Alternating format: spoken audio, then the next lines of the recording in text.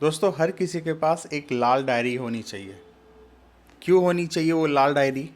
लाल diary मतलब खतरे का निशान। मतलब कि उस डायरी में वो चीज़ें लिखी होनी चाहिए, जब आपके जीवन में कोई प्रॉब्लम आए तब वो डायरी आपके काम आए, और उस डायरी को टाइम टू टाइम आपको अपडेट भी करना चाहिए। तो आखिर क्या उस डायरी में लिखेंगे कि जो आपके किसी इमरजेंसी के होने पर आप कहीं फंस जाते हैं, कहीं आपका एक्सीडेंट हो जाता है, या भगवान न करे या कुछ हादसा हो जाता है, तो वो डायरी आपके फैमिली के काम आए। तो ऐसी एक डायरी सभी के घर में होनी चाहिए, जिसमें उस घर के जो फैमिली मेंबर्स हैं वो डिटेल्स को नोट करें। उससे होगा क्या? उससे होगा ये कि कभी भी कोई भी इमरजेंसी होने पर उन्हें 10 चीज़ों में झांकना नहीं पड़ेगा, देखना नहीं पड़ेगा, प्रॉब्लम ज़्यादा फेस नहीं करना पड़ेगा। बहुत बार ऐसा होता है कि किसी तरह का कोई हादसा हो गया घर में, तो हम लोग का दिमाग छितरा जाता है, सोच में पड़ जाते हैं किसको फ़ोन करें, किससे बात करें, ये प्रॉब्लम आ गया तो क्या करें। ऐसे में कुछ चीज़ें जब आपके पास नोट डाउन रहेंगी तो बहुत ज़्यादा सहायता मिलता है उस प्रॉब्लम से उबरने में। तो चलिए शुरू करते हैं और देखते हैं कि वो क्या क्या चीज़ें हैं जो हमें उस रेड डायरी में नोट करनी चाहिए। सबसे पहले आप अपना प्रॉपर नेम, आधार कार्ड, पैन कार्ड, ये सारी जो डिटेल्स हैं और भी इससे जुड़ी हुई, जैसे पासपोर्ट आपका है, आप एक पेज में नोट डाउन कर लें। दूसरा है इमरजेंसी कॉन्टैक्ट नंबर। कभी भी कोई अगर आपके जीवन में या आपकी फैमिली में कोई हादसा होता है, तो आप जिन पे भरोसा करते हैं, जो आपकी मदद करने के लिए हमेशा तैयार रहते हैं, या फिर आपने जिनकी मदद करी है, आपको लगता है कि वो आपकी मदद करने ज़रूर आएंगे। बहुत सारे ऐसे लोग होते हैं जिन्हें आप रात के 1 बजे 2 बजे भी बोलेंगे ना, तो वो आपके लिए उपलब्ध रहेंगे। उसमें डॉक्टर हो सकते हैं, कोई वकील हो सकते हैं, कोई पुलिस विभाग में हो सकते हैं, कोई कुछ प्रशासनिक विभाग में हो सकते हैं, कोई फ्रेंड हो सकता है, कोई फ्रेंड का फ्रेंड हो सकता है। तो ऐसे लोगों का नंबर आप उस डायरी में ज़रूर नोट करें, जिससे कि कभी भी आपको अगर प्रॉब्लम हो तो वो डायरी खोले तो आपको वो नंबर मिल जाए, या फिर आपकी फैमिली को मिल जाए। तीसरा है बैंक अकाउंट डिटेल्स। आपने जितने भी जगह अपना अकाउंट खोल के रखा है, उस बैंक अकाउंट का पूरा डिटेल्स आप नोट करके रखिए कि ये बैंक है, ये बैंक अकाउंट नंबर है, ये यहाँ पे है। आप उसका ब्रांच का भी डिटेल्स वहाँ पे नोट करके रखिए।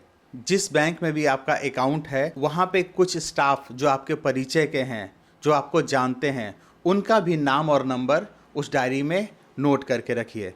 इसके बाद आप अपना डीमेट अकाउंट नंबर ज़रूर नोट करके रखें। आजकल इतना सारा ऐप्स आ गया है जिसके माध्यम से आप शेयर खरीदते हैं, बेचते हैं, म्यूचुअल फंड में पैसे इन्वेस्ट करते हैं, तो वो डीमेट अकाउंट्स के माध्यम से करते हैं।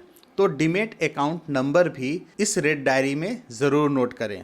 म्यूचुअल फंड डिटेल्स, हम सभी कहीं ना कहीं कुछ कुछ पैसे इन्वेस्ट करते रहते हैं। कुछ लोग ज़्यादा पैसे करते हैं, कुछ लोग थोड़े पैसे करते हैं। वो पैसे आप जहां इन्वेस्ट करते हैं, वो उसका म्यूचुअल फंड डिटेल्स जो भी होता है, जो भी उसका फोलियो नंबर होता है, क्लाइंट नंबर होता है, वो सारी चीज़ें अपने उस रेड डायरी में ज़रूर नोट करें। कितने पैसे का आप इन्वेस्टमेंट कर रहे हैं, कितने दिन से कर रहे हैं, ये सारी चीज़ें उसमें नोट करें। उससे संबंधित अगर कोई एजेंट है तो उसे भी आप नोट ज़रूर करें। शेयर इन्वेस्टमेंट, आपने कहीं किसी कंपनी का शेयर खरीदा है, कितना शेयर है, कितने के भाव में खरीदा है, वो सारे डिटेल्स क्या हैं, वो सारी चीज़ों को आप अपने डायरी में ज़रूर नोट करें। आपने कहीं कोई एफडी करा रखा है, उससे संबंधित भी सारी जानकारियाँ इस डायरी में ज़रूर नोट करें।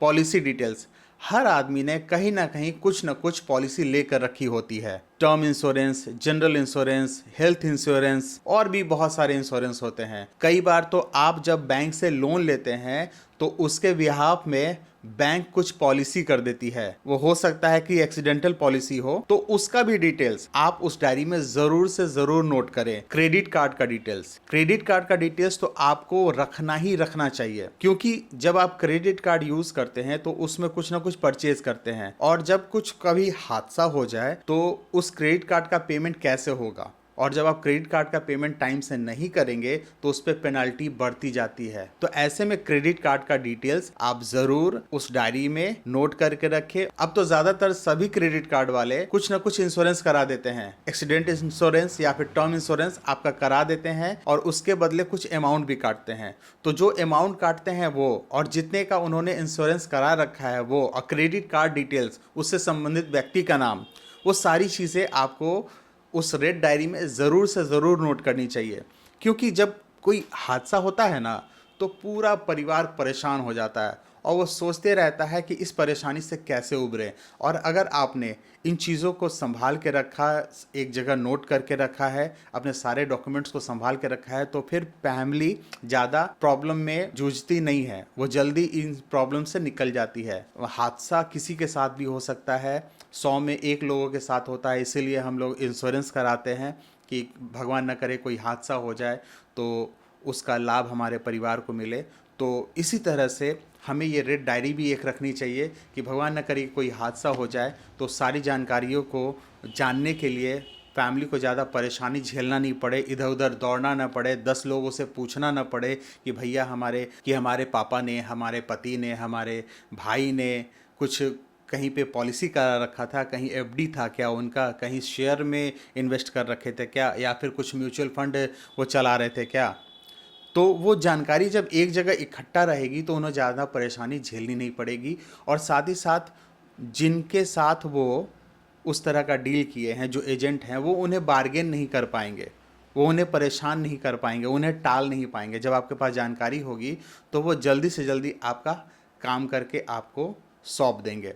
तो दोस्तों, मुझे लगा कि इस तरह का डायरी सभी के घर में होना चाहिए, क्योंकि हादसा कब किसके साथ हो जाए ये पता नहीं। तो ऐसी डायरी मुझे लगी कि मैं एक रखूं, और मैंने काफ़ी दिनों से ऐसा एक डायरी रखा है और जिसमें मैं काफ़ी चीज़ें नोट करता हूं।